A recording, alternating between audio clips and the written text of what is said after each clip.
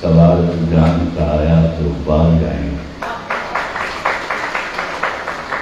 ابھی جب میں پہنچا تو سید عمیر صاحب تقریر کر رہے تھے جو صرف ثقافت سن رہا تھا گھر کا.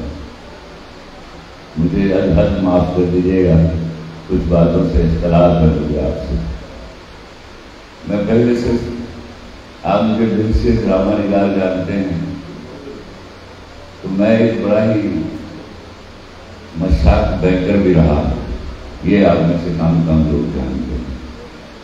سوائے میٹرک اور ایف ایس سی میں نے ہر جگہ ٹاپ کیا ہوا ہے. تو پڑھائی کے جو رموز ہیں ان کو مجھ سے زیادہ شاید کوئی جانتا ہے. اللہ کی قسم عمیر صاحب، رٹا لگانے کا کوئی طریقہ ہے، کوئی سلیقہ ہے، نہ اس کی کوئی سائنس ہے. یہ جہالت ہے.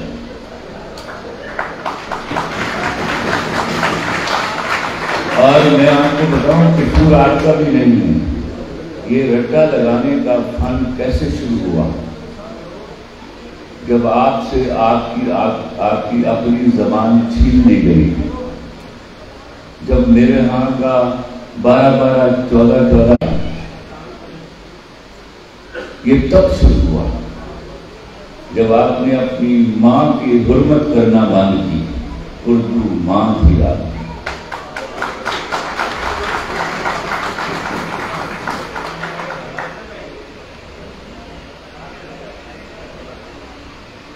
میں اکثر اس تکلیف سے دو چار رہتا ہوں میں صاحب اور باقی سب سننے والوں. پہلے تو میں بتا دوں میری بات کو رد اس لیے نہیں کیا جا سکتا کہ میں نے جہاں اتنے ٹاپ کیے وہاں میں نے 3 دفعہ یونیورسٹی میں انگریزی میں بھی ٹاپ کیا تو وہ میں نے غصے سے کیا. I was to fight with my father. وہ مجھے ہمیشہ کہا کرتے تھے تینوں کچھ آندا ہے نہیں آندا انگریزی سیکھ لیں، کیونکہ اس ملک کے سارے لوگوں کو اپنی زبان نہیں آتی. انہوں نے صرف انگریزی زبان سمجھ آتی ہے لیکن کسی کو نہیں آتی.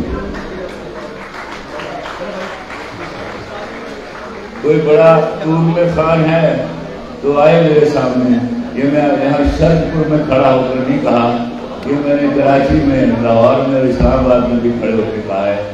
10 منٹ بعد انگریزی ختم ہو جاتی ہے ان کی. وہ جو پڑھا ہوتا ہے وہ فیلڈ میں ہوتا ہے، وہ چلتا رہتا ہے کچھ دیر اور تمہیں آپ تھیسس پر آتے ہیں، آپ کے ہاں سے ٹیسٹ ختم ہو جاتا ہے تو بعد میں آپ اپنی زبان پر آ جاتے ہیں اور اخیر اپنی علاقائی زبان پر مختلف. تو یہ چیزیں سمجھنے کی ہیں. میں عمیر صاحب پروجیکٹ ڈائریکٹر ہیں. میرا دل کرتا ہے میں ان کو کہوں میرے پاس آئے اور میرے سوالوں کے جواب دیتے جائیں. مجھے بتائیے آپ کے کورس میں کتنی کتابیں ہیں جو پاکستانیوں نے لکھی ہوئی ہے؟ کوئی سارے لائیے نا. ساری کتابیں انہوں نے لکھی ہیں، ہم صرف پڑھ رہے ہیں. آپ کے ہاں لکھنے والا پیدا کیوں نہیں ہو رہا؟ کیونکہ وہ اپنی زبان میں سوچے گا تو لکھے گا نا. آپ نے اس کو مجبور کر دیا کہ سوچنے کے لیے پہلے انگریزی پڑھنے کی تیاری کرو. میں چیخیں مار رہا ہوں پچھلے کئی سالوں سے کہ یاد رکھیے دنیا میں ایک ملک نہیں ہے، ایک خطہ نہیں ہے جس نے اپنی زبان کے علاوہ کسی دوسری زبان میں کام کیا ہے اور اس نے ترقی کر لی.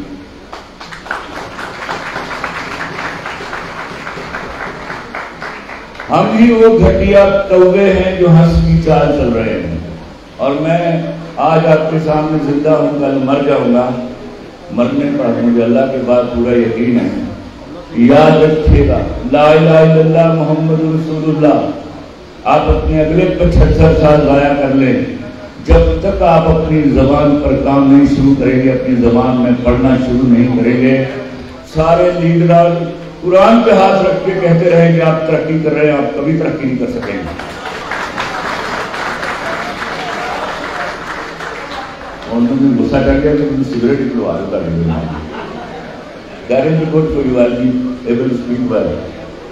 مجھے معاف کر دیجیے گا.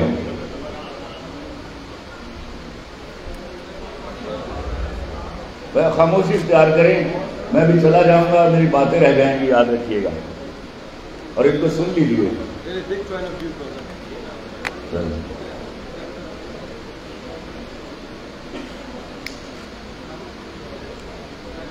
سادہ پتا کہ حال میں تمہیں لطیفہ سنا دیں اس سے پہلے کہ میں غصہ ہو رہا ہے.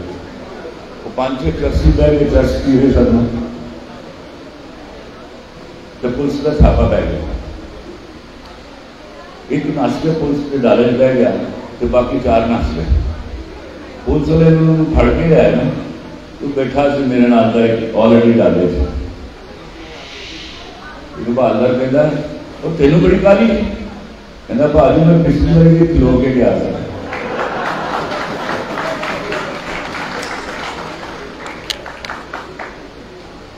We are this nation.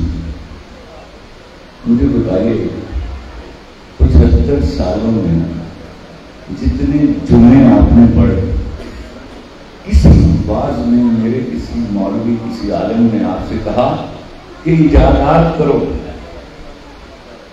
کوئی چیز ہے جو آپ نے ایجاد کی ہو؟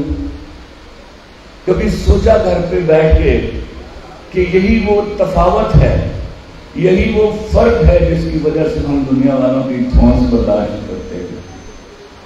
ایک بڑی ایجاد میٹر کرتی ہے جس دن تم لوگوں نے ایجاد کر لیا you become a super power. Mobile ہونا دا, گڈی ہونا دی, جہاز ہونا دا, ٹرین ہونا دی, بس ہونا دی. ساری ذمہ داری یہ ہے کہ ساری چیزاں استعمال کر کے رات کو سون تو پہلے انہوں نے گالاں کٹ دیں.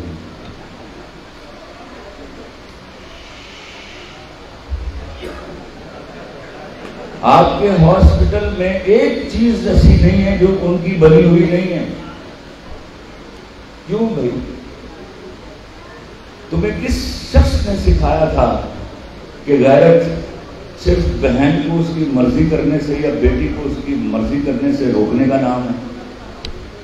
بے غیرتی تو یہ تھی کہ ہم لوگوں سے لے کے کھا رہے ہیں, ان کی چیزیں استعمال کریں, انہیں یہودیوں کی, انہیں نصرانیوں کی, اور پھر شام کو پورے ایمان کے ساتھ ان کو گالیاں دیتے ہیں.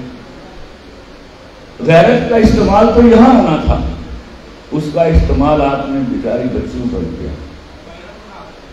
نتیجہ کیا ہوا؟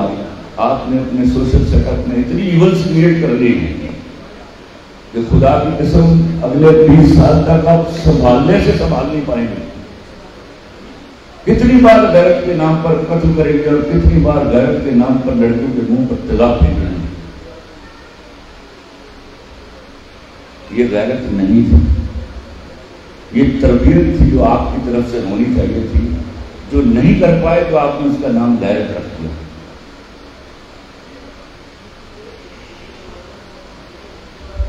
میری کوئی بات سمجھ آ رہی ہے؟ میں آپ کو کلمہ پڑھ کے کہہ دوں, لڑکی کا پہلا شرعی حق ہے اس سے شادی کے وقت اس کی مرضی پوچھیے. اور جس بدبخت باپ نے یہ گناہ کیا ہے وہ کر کے آئے 10 حج اور 10,000 نمازیں پڑھ لے, اگر وہ بخشا گیا تو میرے منہ پر تھوک دیجیے گا. جب ایک لڑکی کو اس کی مرضی کے خلاف بیاتے ہیں تو خدا کی قسم آپ ماروی سرمت سے بڑے مجرم.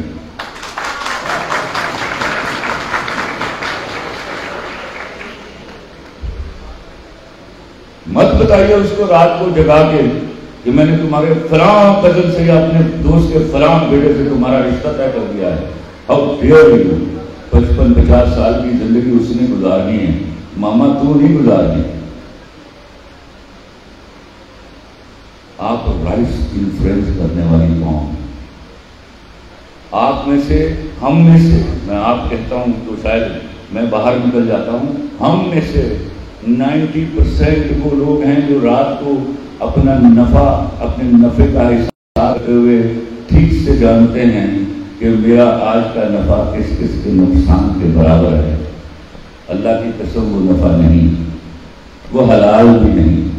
جب آپ کا نفع کسی کے نقصان کے برابر, یہ حلال کی سب سے امپورٹنٹ ڈیفینیشن ہے. اگر آپ کا نفع کسی کے نقصان کے برابر ہے تو آپ کو نفع نہیں ہوا, حرام کمایا ہے آپ نے.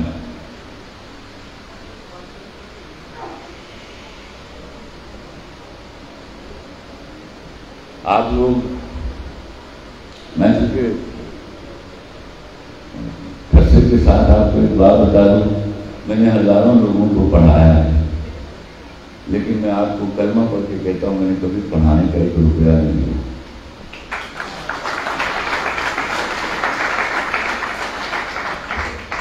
اور جب میں نے زندگی شروع کی تو مجھ سے شاید غریب بچہ کوئی نہیں تھا۔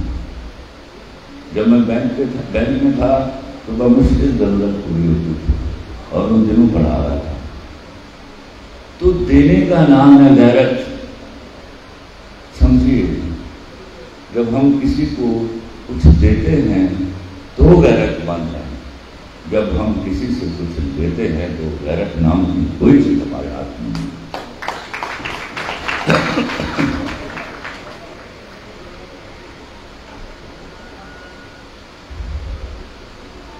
میرے پاس جو اسٹوڈنٹس ملنے کے لیے آتے ہیں، مزے کی بات یہ ہے کہ موسٹ آف دیم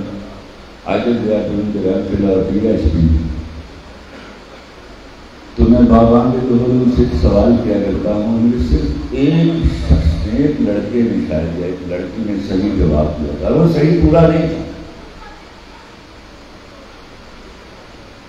میں ان سے اکثر پوچھتا ہوں کہ بنگلہ دیش کا پرانا نام کیا تھا، تو خدا کی قسم اگر وہ 2000 لوگ آئے تو 1999 کو نہیں معلوم۔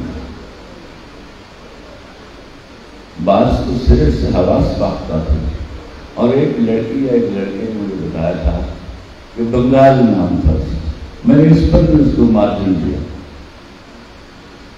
یاد رکھیے گا، سیانے یہاں جو جن کو گاڑی چلانی آتی ہے، موٹر سائیکل چلانی آتی ہے، اکثر ہم ایک جملہ کہا کرتے ہیں، جب تک آپ کا موٹر بائک پر یا گاڑی پر ایکسیڈنٹ نہیں ہوتا نا، تب تک آپ کو کچھ آتی نہیں۔ جب موٹر سائیکل واجبی یا گاڑی واجبی تو اسی سے ڈرائیور مانگے، میں صحیح کہہ رہا ہوں؟ تو جب تک آپ کو جب جیسے بیوقوفانہ طریقے سے آپ کو وہ شکست بھلائی گئی ہے، اس نے آپ کو قوم بننے سے روک دیا ہے۔ اگر آپ کو وہ 71 کی ہولناک شکست یاد ہوتی تو آپ کے اندر آج فتح کا جنون ہوتا۔ آپ کو جھوٹی تاریخ پڑھا کر آپ سے وہ جنون چھین لیا گیا۔ میں right from the very beginning وہ بچہ ہوں جس نے پنجاب ٹیکسٹ بک بورڈ کی تاریخ کو کبھی نہیں مانا، وہ جھوٹی تاریخ پڑھاتے رہ جاتے۔ میں مغل بچہ ہوں، میرے کورس میں عدل جہانگیری تھا، آپ میں سے کئیوں نے پڑھا ہوگا، میرے کتاب میں پورا چیپٹر تھا، اس کا نام ہم نے عدل رکھا، لفظ لن کیسے عدل کے، وہ تھا ایلیٹ کلاس کا عدل۔ میرے ابا مجھے سنا رہے تھے، پڑھا رہے تھے، میں 30ویں جماعت میں تھا، تو میں حوالت دیکھ رہا تھا، ابا کی طرف، تو کہتے کی گل تمہیں سمجھ نہیں آئی؟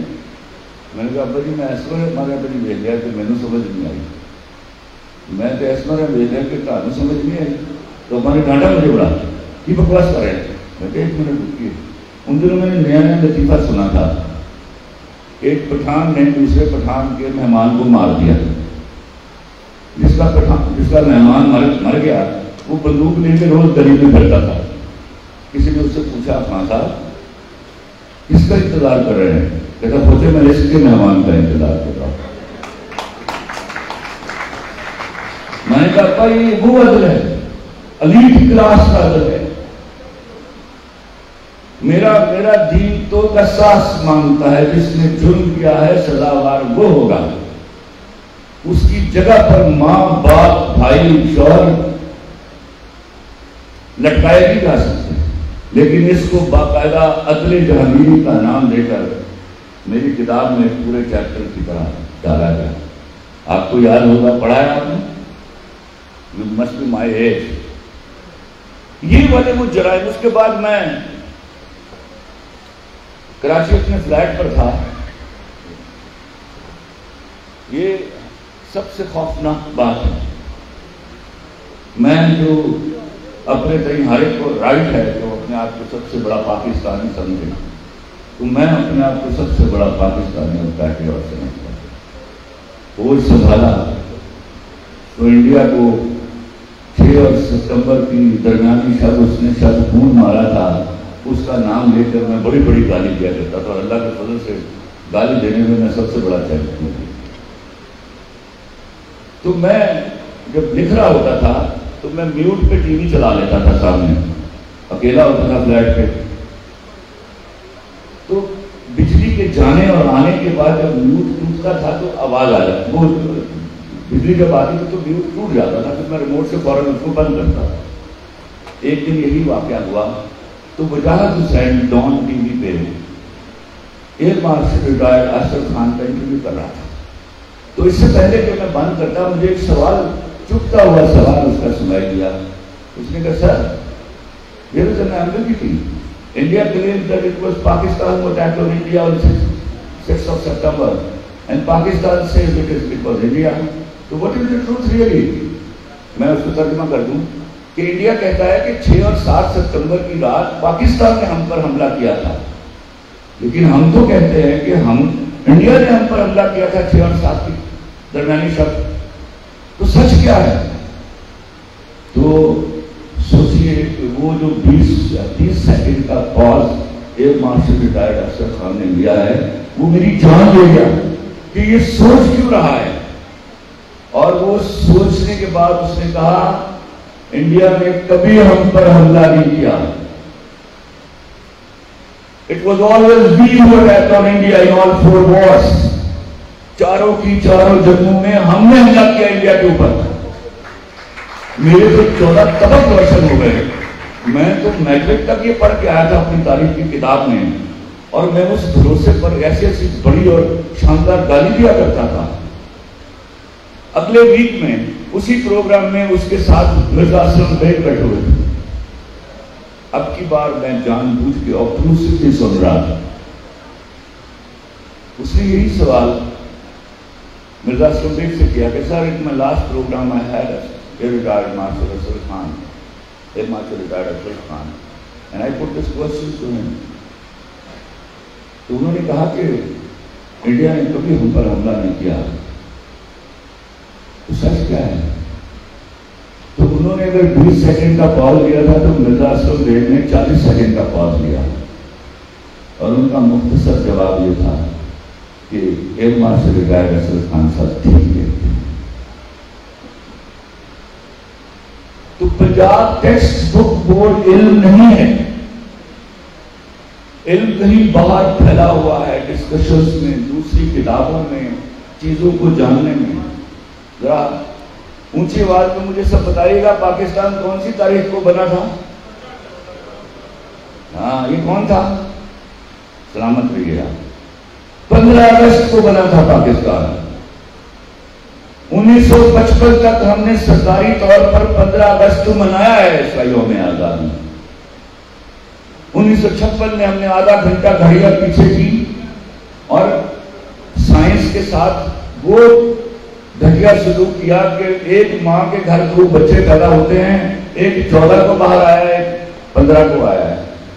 یہ کیا ہم نے ہمیشہ مذاق اڑوایا اپنا۔ کوئی 14 اگست کوئی حدیث تھی کیا؟ آپ نے why did you maintain 15 اگست؟ اس سے کیا فرق پڑتا تھا؟ لیکن ہم نے یہ کیا۔ وہ ہم 55 تک کی کوئی کہانی میرے کسی بچے کو یاد نہیں ہوئی، کسی نے اٹھ کر سوال نہیں کیا کہ آپ نے اگر 14 اگست ہی رکھنا تھا تو خدا کے واسطے 1955 تک سرکاری طور پر کیوں مناتے رہے ہو اس کو؟ بہت ساری چیزیں ہیں جن کے جواب دینا بعض بات اتنا مشکل ہو جاتا ہے۔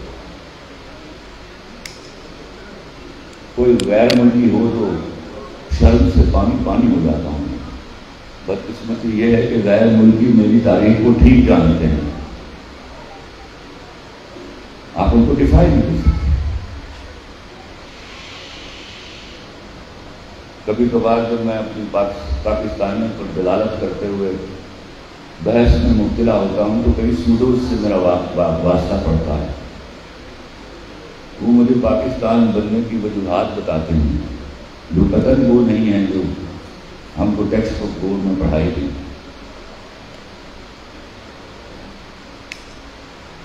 تو کل ہی میں نے پہلی دفعہ اسی لاہور میں تقریر کرا تھا، تو میرے سامنے کوئی 2 جرنیل بھی، ریٹائرڈ جرنیل بھی بیٹھے تھے. تو میں نے ان کے لیے بھی جواب ڈھونڈ دیا یہ ملک کیسے بنا تھا. میں اس کی تاریخ میں نہیں جاتا، بڑی ہولناک. میں آپ کو سمجھاتا ہوں کہ یہ ملک اب بن گیا ہے. خدا کی قسم میں اتنا ضرور کہوں گا یہ میرے آپ کے لیے نہیں بنا تھا. جن کے لیے بنا تھا آج بھی ان کے ہاتھ میں ان سے ملک واپس لینے کی ذمہ داری